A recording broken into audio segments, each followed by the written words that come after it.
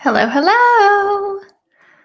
Hey guys, it is Friday, September 25th. This is your stimulus update and Q&A that we are here every Friday at 1:30 Central Time to talk about all the fun. So today it's probably going to be pretty short because there's not a whole heck of a lot to update on. If you did not see last week's, I really recommend you go back and watch last week's because I'm not going to go back into all of the details today of how the negotiations have played out in Congress for the next stimulus bill. But we still don't have anything passed.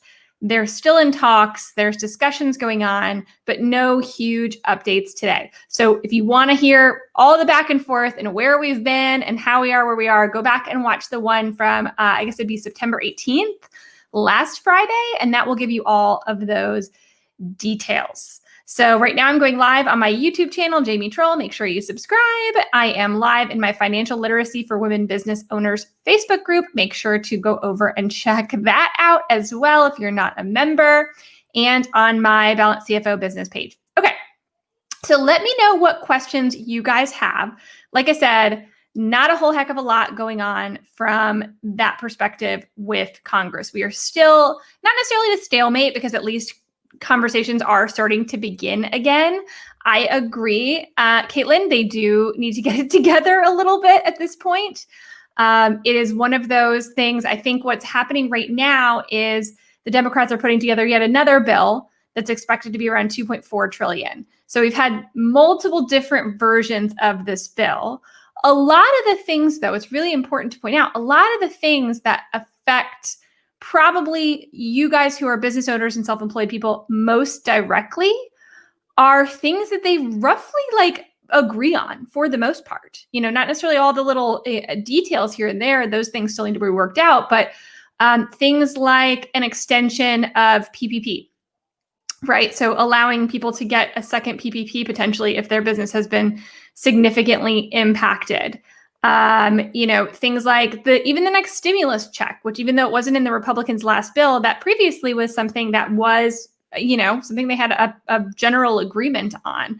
The extension of unemployment, while there's some discussion around exactly how much, they're not really that far off.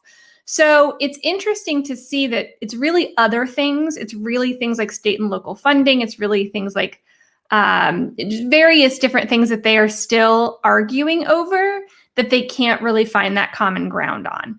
So hopefully they will, and hopefully they can pass something before too terribly long here.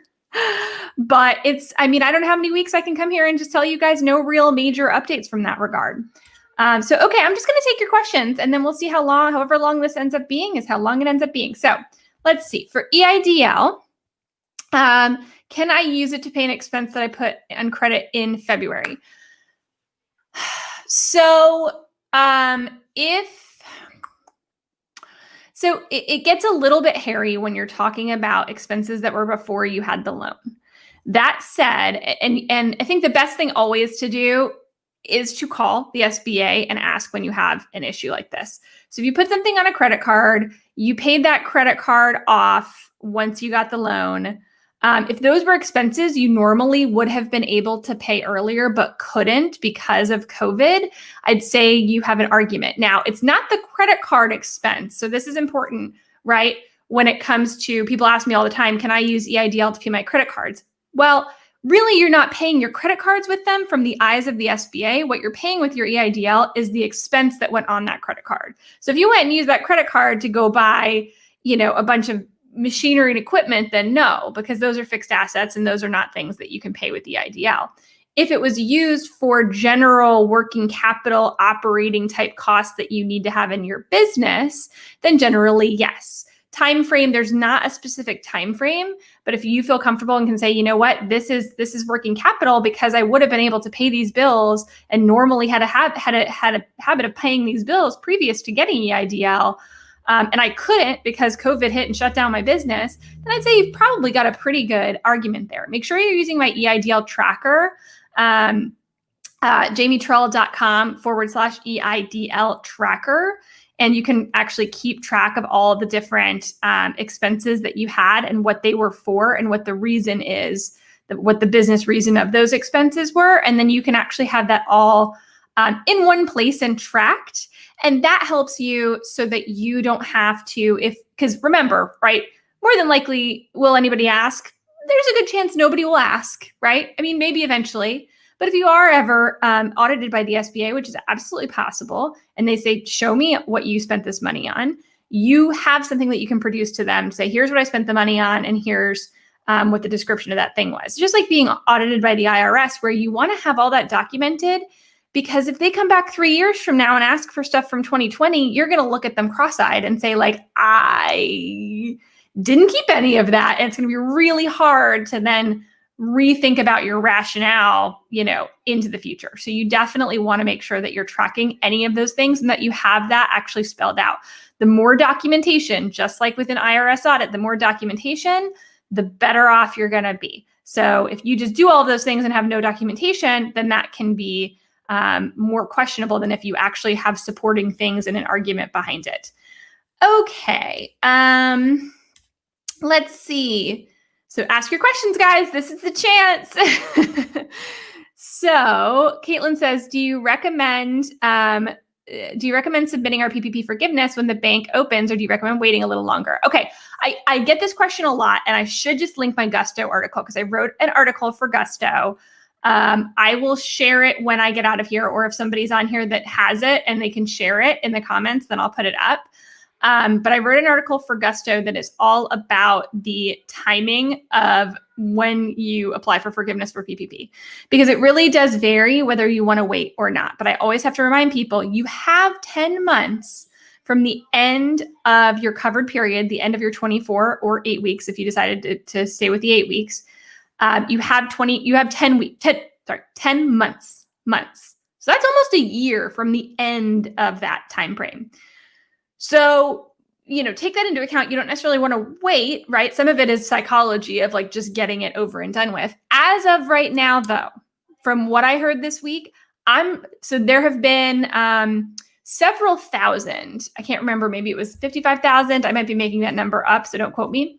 Applications for forgiveness that have been submitted from banks that were taking those applications. Some still aren't, but from banks that were taking those applications to the SBA.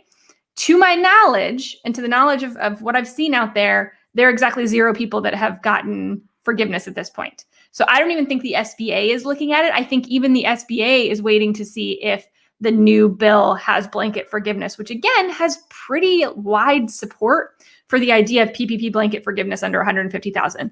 Important to note, you still have to apply for forgiveness. It's just likely to be like a piece of paper and no documentation necessary if this passes, which would hopefully more than likely be part of the next bill. But some people are going ahead because they just don't want to have that weighing on them, and they're applying.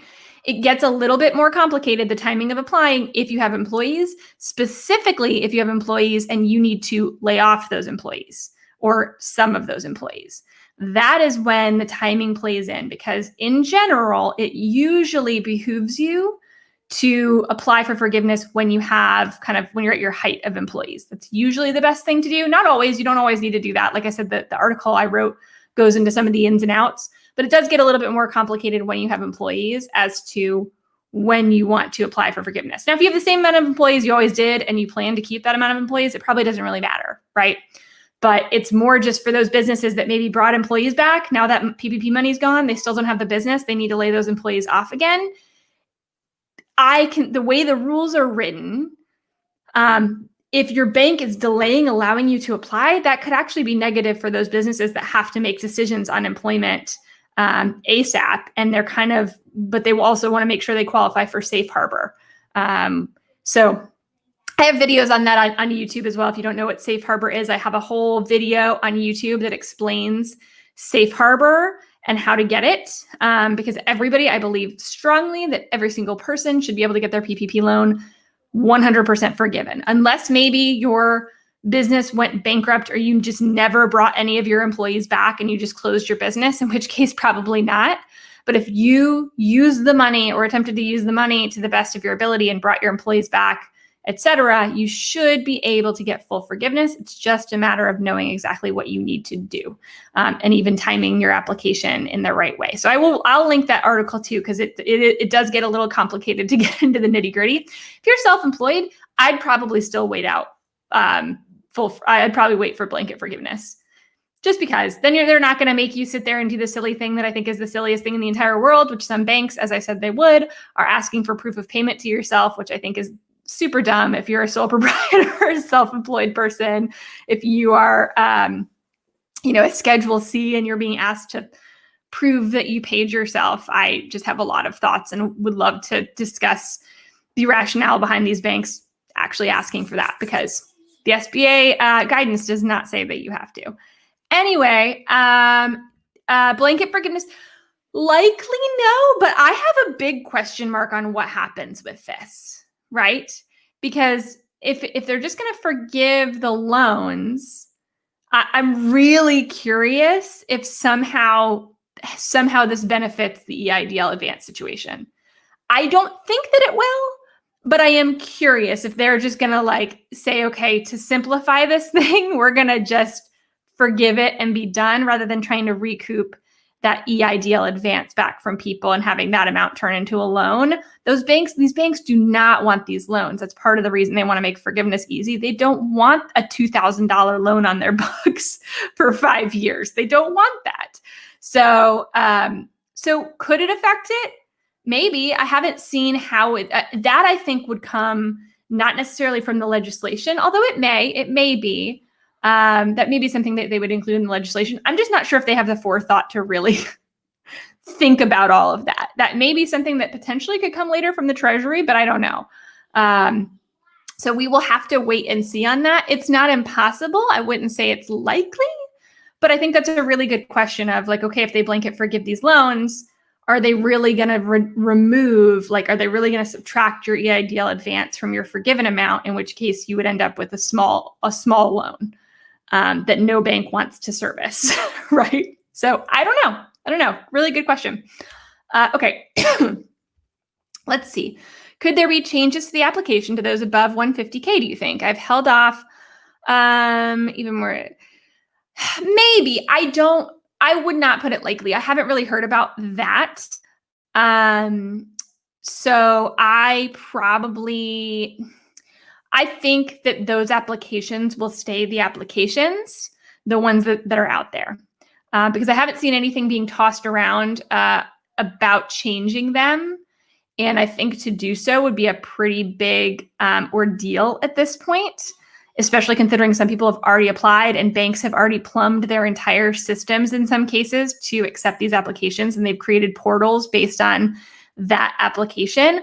I would be surprised if anything changes for people over 150,000. So I think if you want to apply, then go ahead and apply. I don't think, it's probably not going to impact you, whatever happens in the next one, other than the fact that you may be eligible for a second. Hang on just a second. I got to drink. 1 minute. You guys, last year, so I don't know, you guys probably know, I used to work for Coca-Cola in the Coca-Cola system. And so I got free Cokes, and I was a huge fan of Coke Zero. This is a random Friday aside, because that's what you guys get on Fridays. I was a huge fan. I could drink Coke Zero all day. I probably started drinking Coke when I was 2. I have a lot of questions for my parents on that. But anyway, had a mild addiction. Last year I gave it up and went pretty much straight to water. And now I'm drinking things that I never thought I would drink. This is watermelon flavored sparkling water. And I drink those LaCroix and stuff, which I used to think were disgusting. But now, I guess it's better than regular water. Trying to be healthier, you guys. Trying to be, but I still love Coke Zero. It's hard. I drink a lot more coffee now, though. That's the trick. That's what's gotten me through. Not that anybody cares. Okay. Let's see. You repaid your full EIDL plus interest, but you didn't talk to them about the 1,000 advance. So The $1,000 advance comes in with PPP. So if you also got PPP, if you didn't get PPP, you're good. Your advance is yours. Go, spend it in your business, spend it on operating costs, obviously, but you don't have to deal with anything. If you got PPP, that's where the Eidl advance would get subtracted off of the total PPP forgiveness. So if you got a $50,000 PPP loan, and you got all of it, you qualified to get all of it forgiven, but you had a $1,000 Eidl advance, you would only have $49,000 that would be forgiven. So you'd have $1,000 that actually you would basically turn into a PPP loan, right? It would be under PPP terms, which are 1% interest over 2 or 5 years, depending on when you got the PPP. So that's where kind of that Eidl advance comes into play. And that's what's weird is that these banks just do not want these loans. I think they did that because they were trying to keep people from like doing this double dipping thing. But truthfully, everybody said, okay, well, I'm going to get the Eidl advance because I have no idea if I'm going to get this PPP loan. And then they got both of them. And I think I'm wondering now if they will do some kind of simplification for people, but we will have to see. Let's see. Any word on the Fed kicking in more to add to PUA, especially if it may be applied retroactively? I got PPP and haven't touched PUA. Yep. Yes. Let's see. Has to be used. Said the PPP has to be used by December 31st. It's not by December 31st. So you have to use PPP. You have 24 weeks from when you received it. And most people, it'll be done before December 31st. But even if you got like one of those late PPP loans, like in August, what is that? August, September, October, November, December. I mean, it's pretty close to December 31st anyway. I guess that'd be into next year. But if you got one of those late ones, it's always 24 weeks. You have to use it within 24 weeks, whether that's before or after December 31st. December 31st is important because it's the safe harbor date. It's the date they're going to look at your employees as of if you need safe harbor. And I have videos that go into that. You only need to worry about safe harbor if you laid off employees, if your full-time employee count during your 8 or 24 weeks was less, and this is an average count. Sorry, UPS is here. This was an average count. If your average is less than what it used to average before COVID, then you want to be able to get safe harbor so that you're not penalized for the fact that you didn't have the same amount of average employees during your whole 8 or 24 weeks. So that's where December 31st really kicks in, but you don't have to spend all your money by December 31st. But to your question, though, on PUA, yes, that is one of the things that they're talking about likely in the next stimulus bill. Whenever and if ever they pass the thing, it will have something related to unemployment, likely through the end of the year, likely would be retroactive, may even be on top of those kind of FEMA benefits that some people got, that were signed by the executive order that Trump did back in August. So yes, there would be an addition. It likely isn't going to be the 600. I've heard 300 tossed around. I've heard 450. We'll have to see where they kind of end up, but there likely will be something. But Congress has got to apportion those funds because FEMA's basically out of funds pretty much, I think, at this point, or close to it. So let's see. For PPP as self-employed, do you have to go off unemployment immediately or can you wait a few weeks without claiming? So this is one of those hot topics. And just so quickly,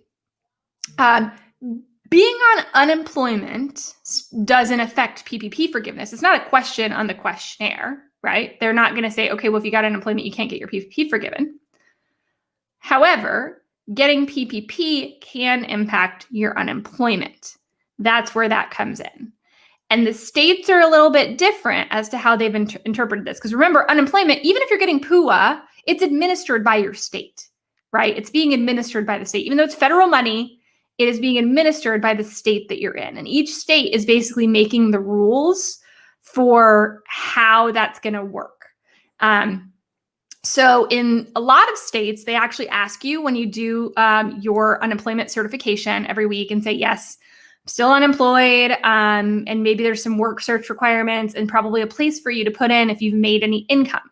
Some states actually specifically ask did you get the PPP? And you put in the amount that you're paying yourself, and it either adjusts it right away, or oftentimes it'll kind of adjust it out over that time period, which is generally, if you take the 24 weeks, it's really 10 and a half weeks-ish of pay. So it doesn't impact your unemployment. It should not impact your unemployment. I don't know of any states that are doing this over the full 24 weeks, because that doesn't really make sense, because it was only 2.5 months worth of pay anyway. It was not 24 weeks worth of pay. You just had 24 weeks to use it. The 24 weeks isn't really that applicable to self-employed people, importantly. I think we get like worried about like, okay, do I take this and divide it by 24? And the 24 weeks was more an extension, because it was 8 weeks, remember? And it was an extension to say, no, okay, those of you who were employers who have this money and maybe didn't hire back your employees right away or something like that, now you've got longer to use it, because we still want you to hire those employees back. We still want you to pay them. So that extension was really more geared towards them.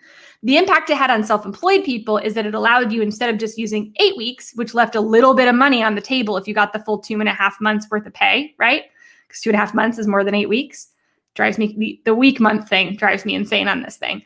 And there was a small amount that you had to use on like rent and utilities if you had it, and some self-employed people didn't have it. So they weren't going to have a part of it forgiven if they got the full amount. But then it changed it. So the 24 weeks, the benefit it had to self-employed people is like, okay, well, now you can pay yourself the whole amount. But it's really 10.8 weeks worth-ish of pay, right? 2.5 months. So in a lot of states, you would take that over 10.5 weeks, probably consecutively. I think it's kind of hard to justify like, okay, I paid myself with PPP for these 3 weeks and then unemployment and then back to like, that probably doesn't make a whole heck of a lot of sense. Some states did require you to start claiming it right away, because technically your 24 weeks starts when you get the money, right? Some of them were mum on it. So maybe you could claim it against unemployment starting later, right? Some people who are really conservative and they're like, I don't want to get in trouble with this double dipping business. Some people just went off unemployment entirely, which is a very good way to do it as well, to make sure that you don't have that issue, right? Where you just stop unemployment. But for some people, they were able to claim it on their unemployment and still get a small amount of unemployment benefits, even though it adjusts just like any other money you would have made, right? That you would put in. It'll adjust that off and say, okay, well, you would have gotten $800, and instead you're only going to get $600 because you had a couple hundred of PPP. Every state has a different calculation for that as well. So that's what makes it hard to answer the question, because every state is totally different in how they calculate how much benefits they give, all of those things. So really long answer to a question, which is check with your state first, even call your state, scour the website for FAQs. A lot of them have tutorials on how to claim your PPP. Check what your state gives first. The beginning, a lot of them didn't have guidance, and they now do. So that's the first place to go. And then absent that, calling the SBA is probably not really going to help, because again, it doesn't impact PPP. It's not PPP forgiveness that's impacted by unemployment. It's the other way around. It's unemployment that's impacted by PPP. So long way to say, check with your state. Super long-winded answer. Yes, I do. If they pass the next stimulus, there's likely to be a second round of PPP that would be available to people who already got the PPP. Maybe also people who didn't, I'm not sure, but likely would have some more requirements around it, such as at the last draft I saw, it had, if your Q1 or Q2, and probably almost Q3 at this point, revenues, one of those quarters compared 2020 to 2019 was down at least 35%, you'd be eligible for a second PPP loan. So if there is another PPP, which there likely will be, if there is another stimulus, it would be geared towards those businesses that were most significantly impacted, which I think is probably the right way to do it, because I know a lot of people got PPP that really didn't need it. Okay, so let's see. We've got a spammer. That's fun. We're gonna block that person. Always fun. feel like you've made it when you start getting spammers. Holy moly, you guys. Makes it hard to read questions. Okay, let me go back, see what I can find where I gave up. I mean, it's like if it's an addiction, it's a problem. I don't know. I love it so much. Okay. Let's see. If they allow for application for second PPP, I don't know. That's a good question. Will you need to deplete the funds 100% for the first PPP? I don't know the answer to that. I haven't seen that written, but there hasn't been like a full fledged bill with this in it to really be able to dive into the details of how they've worded it. And that may be something that would come out secondarily from the Treasury as guidance to say, here's when you can and can't apply. I don't know. Maybe. I mean, it seems likely that there would be. I would expect, though, that any money probably would not go. I mean, there was still PPP money that had not been claimed when the program closed in August, like a good deal. So I don't think it's like if they pass this that it would all be gone day one. I mean, I guess it kind of depends on how much money they allocate to it, but it seems unlikely that there would be a huge rush on it and you'd have to get in. So you may be able to wait until you've used those PPP funds and then be able to get some additional funds. But I'm not sure. They may just add it on to the loan too. They may be able to just refinance the loan and give you that additional money, the bank. So I'm not sure. We'll have to wait and see. Let's see.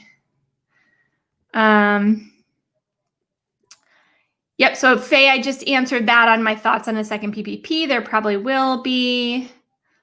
So turning a full-time employee into a part-time can definitely hurt because a full-time employee is 1 FTE in the calculation and a part-time employee is 0.5, or you can actually determine exactly what they are. So if they work, it's based on a 40-hour week. So if they work 20 hours, they're 0.5. If they work 30 hours, they're 0.75, etc.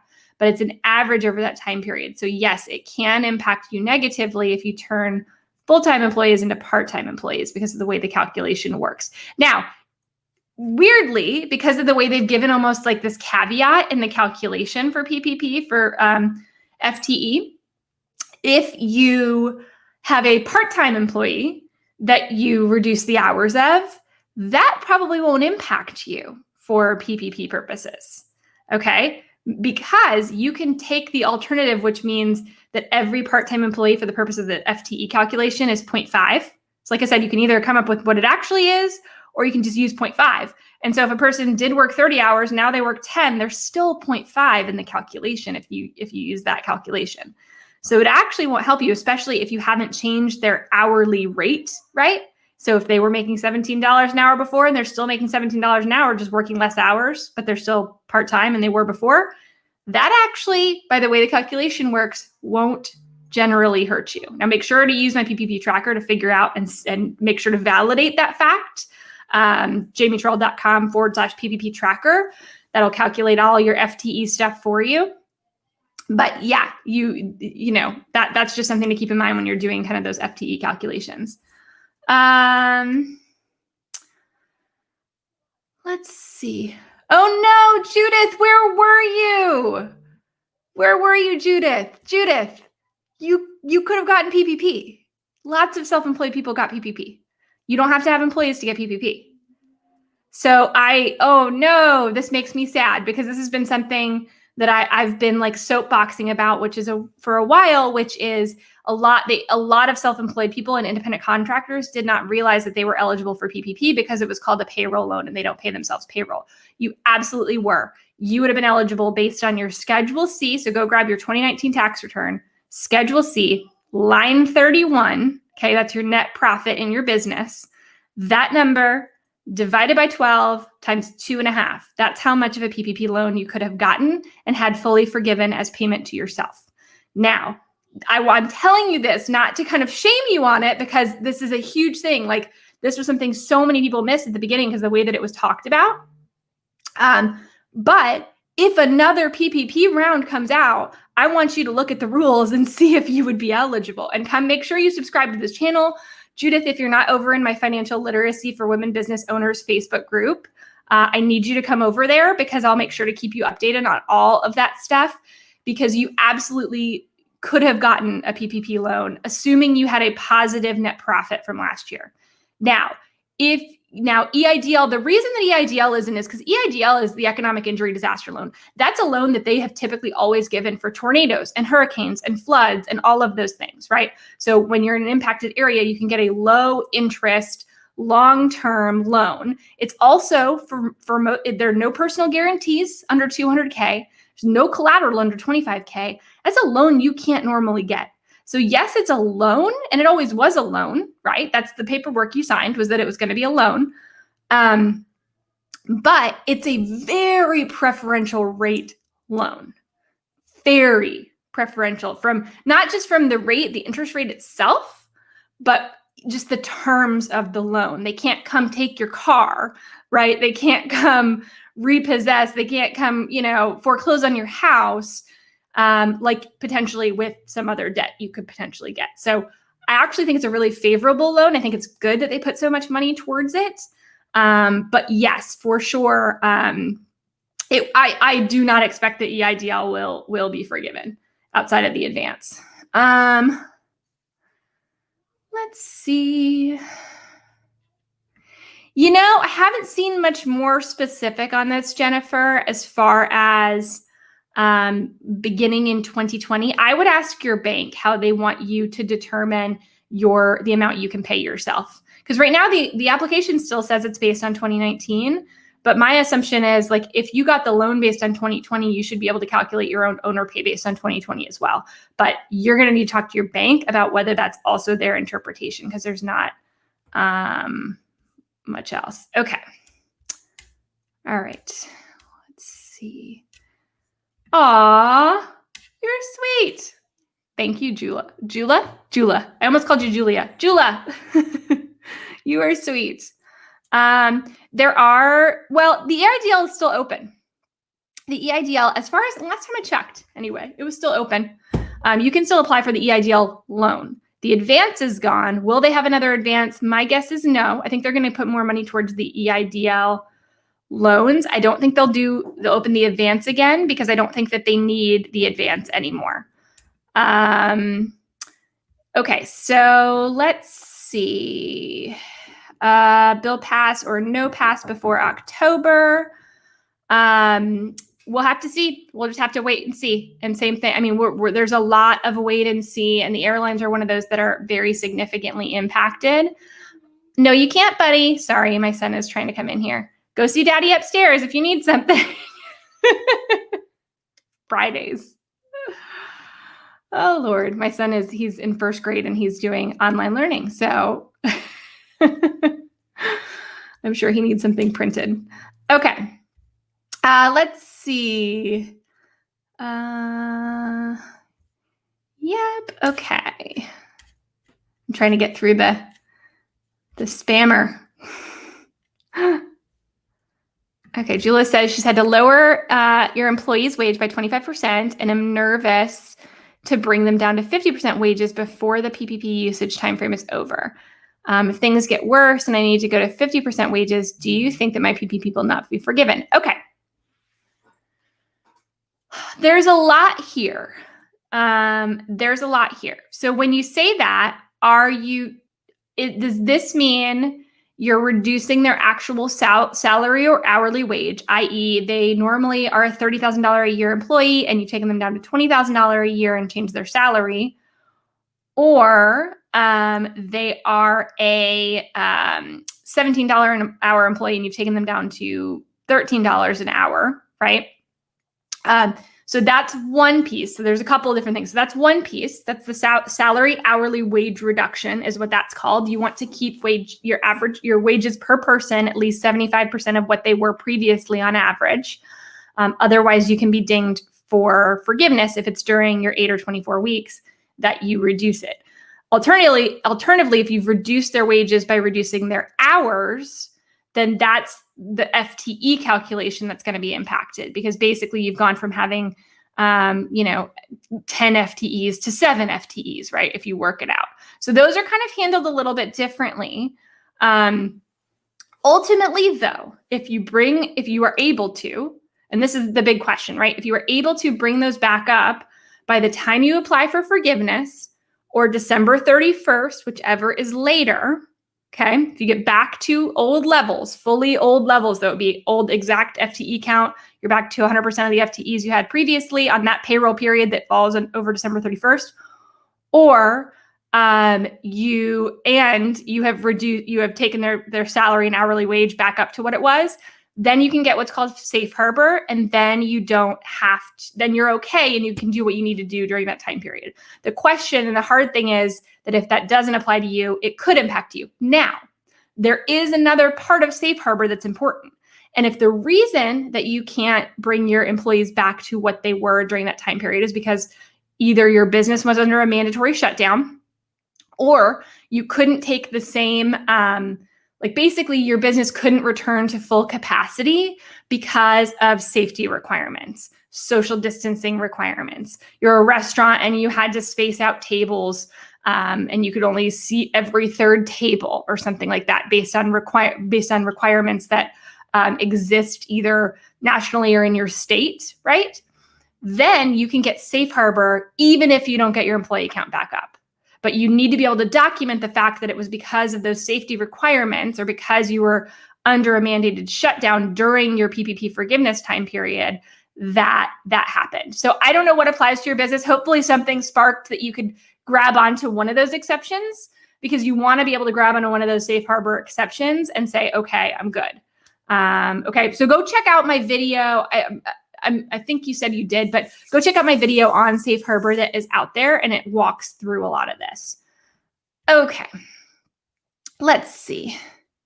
Yeah, so reducing hours. So that's the FTE calculation that will be impacted. If you bring that back up, I mean, literally the way the law is written, again, I am not your accountant. This is not tax or accounting advice.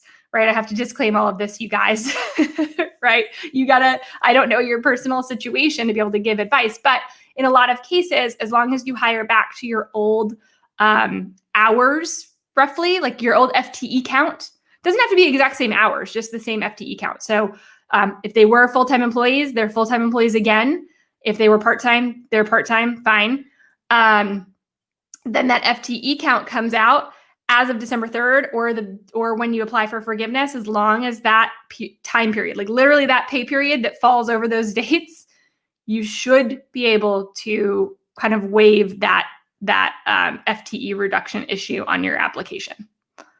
So again, like that's why I say everybody should be able to get this, because it's like little tricks, even if you just bring them back for a little while and then let them go again if you have to, you know. The way it's written, it's a period, it's a point in time that they're looking at. Okay. All right, last question, because I'm losing my voice a little bit and my son needs me, I think. Let's see. So Jennifer says, I have a friend who did not get PPP and has an S Corp and no other employees. I don't know why. Do you have any ideas? Wanted to help her get it if it comes back around. I have a theory of why. So and I assume you mean she tried to get it and couldn't. My guess is this. My guess is that she probably does not pay herself a reasonable salary via W-2 wages. So a lot of S Corps did not qualify, especially S Corps without employees. A lot of S Corps did not qualify for their own owner pay because of the fact that only W-2 wages that you pay yourself count. Now, S Corps can pay themselves in two ways. They can pay themselves W-2 wages and should pay themselves at least a portion in W-2 wages, and they can pay themselves via draw. A lot of S Corps realized this time around that they were only paying themselves draw and they weren't doing any W-2 wages, which is a requirement. It is if you're an S Corp. And because of that, they weren't eligible to get any money, because basically you only pay payroll taxes as an S Corp on the amount you pay yourself in payroll in W-2 wages. So if you don't pay yourself any of that, you're not paying payroll taxes, because you're basically saying, well, I'm not, the only reason that if you're an S Corp owner and you don't take W-2 wages, the only real explanation or the only real reasoning for that would be if you are not actively involved in your business. So therefore, you don't need a paycheck as an employee of your business. Hopefully that makes sense. So she may not be paying herself as an employee of her own business when she maybe should be. That would be my guess. I do have a course on it. You can send her to jamietroll.com. Actually, no. will that work? It might work. jamietroll.com/basics. Not sure if that actually works, but I think it does. That's my financial fitness basics class, and I actually have a full bonus module that I did in there all about S Corps, because so many people had this issue around reasonable salary and different things that they weren't doing as an S Corp that they really should be doing. So that was one of the reasons I put a whole bonus module. It also talks about just general basics of accounting, finance, and taxes, whether you're an S Corp or not. It's really good for sole proprietors, self-employed people as well. If you just want to understand, like, what the heck is a P&L and a balance sheet, and how am I supposed to read this thing, and what are all these taxes that I have to pay? My basics course is basically a crash course in all of that. You can do it in as little as 3 days. So go check it out, but send that over to her just like very gently. So you might like this. Okay, let's see. Okay, guys. All right. Well, I got to most of your questions, but I really am losing my voice, so I'm going to go. And I'm also sweating because it's 75 degrees outside, and somehow, for whatever reason, in me, that means I need to wear a full-on, like, furry pullover. That's what's happening today. And I'm literally sweating at this point. So I love you guys. I will see you next week. Have a great one.